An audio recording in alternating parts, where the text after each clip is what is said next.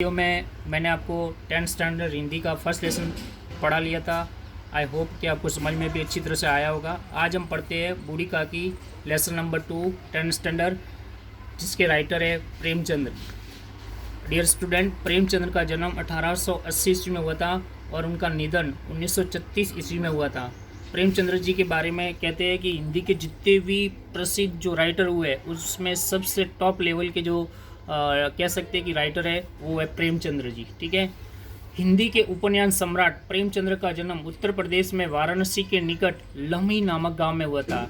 ये जो एक सुप्रसिद्ध कह सकते हैं कि सम्राट, उपन्यास सम्राट यानी कि उपन्यास लिखने के किंग कह सकते हैं, जिनका नाम है प्रेमचंद्र का जन्म उत्तर प्रदेश में जो वाराणसी है सिटी है उसके पास में एक लम्ही नामक गांव है, वहाँ पे हुआ था। डियर स्टूडेंट, आपको पता होगा वाराणसी उत्तर प्रदेश में है, जहाँ से अपने नरेंद्र मोदी जी सांसद है। ठीक है। इसके आगे बढ़ते हैं। उनका मूल नाम, इनके बचपन का नाम क्या था? धनपत राय था। शिक्षा काल में उन्होंने अंग्रेजी के साथ उर्दू का भी अध्ययन किया था। जब वो शिक्षा ग्रहण कर रहे थे तो उन्होंने अंग्रेजी के साथ साथ में उर्दू का भी अध्ययन किया था।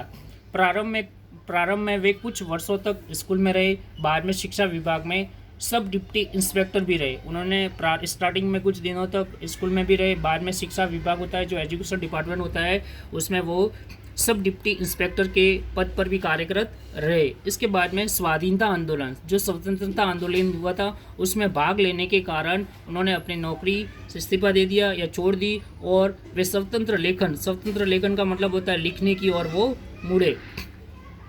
वे हिंदी नहीं बल्कि समग्र भारतीय साहित्य के महान व्यक्तित्व थे।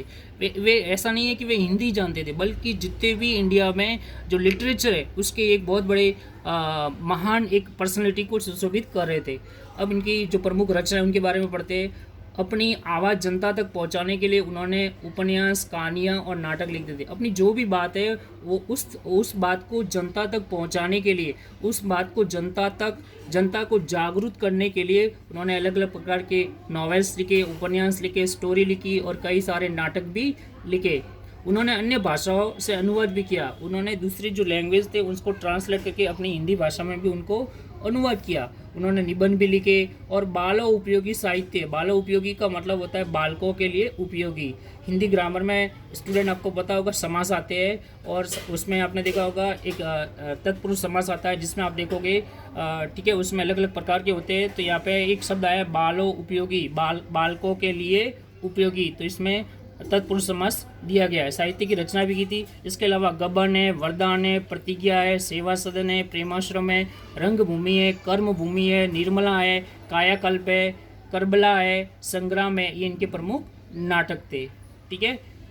फिर मानसरोवर 8 भागों में लगभग उनकी 300 कहानियाँ संग्रहित है। मानसरोवर है उसकी 8 भागों में उनकी लगभग कितनी कहानियाँ हैं? 300 कहानियाँ संग्रहित है। प्रेम की वेदी, करबला और संग्राम इनके प्रमुख क्या है? नाटक है। कुछ विचार, कलम और तलवार और त्याग इनके क्या है? निबंध संकलन है।